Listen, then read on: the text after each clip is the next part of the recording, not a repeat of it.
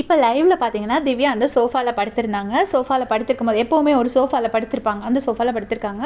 அந்த dining table பக்கத்தில ஒரு சேர் போட்டு திவாகரும், கலை 2 பேரும் சேர்ந்து ஒரு ஒரு பாட்டா பாடிட்டுருக்காங்க. பாடுறது வந்து திவாகர் தான். கலை பக்கத்துலேருந்து ஜஸ்ட் என்கரேஜ் பண்ணிட்டுருக்காரு.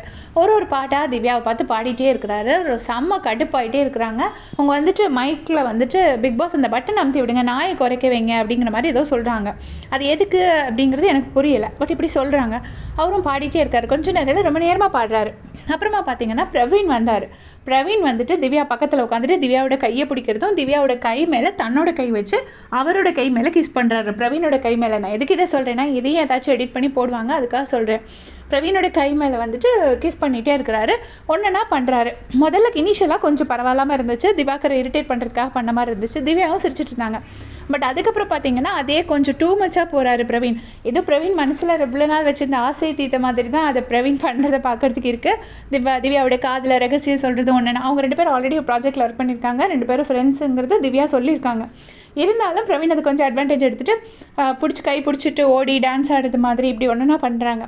ஆனால் திவ்யா அதுக்கு ஃபுல்லாக ரெசிப்ரிகேட் பண்ணல. அப்போ அந்த டைமில் வந்து சபரி வராரு. சபரி வரும்போது மட்டும் சபரி கூட திவ்யா கொஞ்சம் டான்ஸ் ஆடின மாதிரி இருந்துச்சு. பார்க்க ரொம்ப க்யூட்டாக இருந்தது. அதுக்கப்புறமா சபரி தூக்குனாரு. உடனே இவர் இங்கே இருந்துச்சு பயங்கரமாக கத்துறாரு. எதுக்கு இப்படி பண்ணுறீங்க? அடடா மல்லடா பாட்டுக்கு 2 பேரும் ஆடினாங்க, சபரியும் திவ்யாவும். இவர் இங்கே இருந்துச்சு எதுக்கு ரொம்ப ஓவராக பண்ணுறீங்க, எனக்கு பிடிச்ச பொண்ணுக்கிட்ட இப்படி பண்ணுறது தப்பு அப்படின்னு சொல்லிட்டு பயங்கரமாக கோவப்பட்டுட்டு இருக்காரு. உனக்கு பிடிச்ச பொண்ணு நான் இப்படி பண்ணால் உனக்கு கோவம் இருந்தானே அப்படிங்கிற மாதிரி திட்டிட்டு இருக்காரு. அப்போ விக்ரம் என்ன சொல்கிறாருன்னா, யோ அவளுக்கு ஒன்றும் பிடிக்கலையா, நீ தான் தனியாக பேசிகிட்டு இருக்க, நீ அந்த பொண்ணு உங்ககிட்ட பேசவே இல்லை, நீ தான் அந்த பொண்ணுக்கிட்ட பேசிகிட்டு இருக்க அப்படின்னு சொல்கிறாரு. இந்த ஒரு விஷயம் நான் நோட்டீஸ் பண்ணேன்.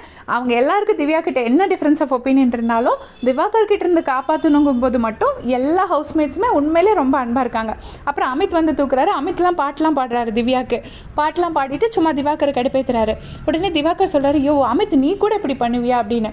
அதுக்கப்புறமா என்ன பண்ணுறாங்கன்னா, விக்ரம் வந்து இதை ஒரு பாத்திரம் மாதிரி வச்சுட்டு, நீ பிச்சை எடுத்துகிட்டு இருக்க, ஏன் நீ பிச்சைக்காரன் அப்படிங்கிற மாதிரி, அதாவது லவ் பிச்சை எடுக்கிறேன்னு சொல்கிறாருன்னு நினைக்கிறேன். எல்லாரும் ஒருத்தராக ஒன்றா பாடுறாங்க. அப்புறம் கானா வினோத்தண்ணா வந்துட்டு பாடுறாங்க. இப்போ திவ்யாவை தூக்கிட்டு, நீங்களாம் தூக்குறது இல்லை, நான் தூக்குனா தான் அவனுக்கு சத்தியமாக கட்டுப்பாகும், அதனால் நான் தூக்குறேன் அப்படின்னு சொல்லிட்டு கானா வினோத்தண்ணா தூக்குறாங்க. தூக்கிட்டு என்ன சொல்கிறாங்கன்னா, யோ நான் முதல்லையே திவ்யாவை சும்மா பாட்டுக்காக பாடுறாரு, நான் முதல்லையே காதலிச்சேன் திவ்யாவை, நீ வந்து புலம்பிட்டு இருந்தான்னு ஏதோ ஒரு சாங், எனக்கு பாட தெரியல. பயங்கர காமெடியாக இருந்துச்சு. எல்லாருமே வந்து சும்மா ஃப்ரெண்ட்லியாக தான் பண்ணுறாங்க. பட் பிரவீன் பண்ணது மட்டும் கொஞ்சம் ஆக்வர்டாக இருந்தது. நீங்களும் அப்படி ஃபீல் பண்ணிங்கன்னா மறக்காமல் கமெண்ட் செக்ஷனில் சொல்லுங்கள். எனக்கு என்ன தோணுச்சுன்னா, இதை வச்சு தேவையில்லாமல் திவ்யா பேர் தான் கெடுப்பாங்க அப்படின்னு தோணுச்சு. ஏன்னா சபரி வந்து அந்த அடிச்சுட்டு நான் வேணும்னு தான் அடித்தேன், ஒரு ஃபன் பண்ணுறேன்னு சொல்லி தேவையில்லாமல் பண்ணி இன்ன வரைக்கும் அந்த வீடியோ வந்து வைரல் ஆகிட்டுருக்கு. அவர் அதை உண்மையிலே ஃபன்னுக்காக சொன்னாருன்னு சொல்லி அது இது வரைக்கும் யாருமே அதை நம்புறதுக்கும் ரெடியாக இல்லை. அந்த மாதிரி தான் இது திவ்யா கமெண்ட்ஸ் மாதிரி தோணுச்சு. அதை பற்றி உங்களுடைய கமெண்ட் சொல்லுங்கள். தேங்க்ஸ் ஃபார் வாட்சிங்.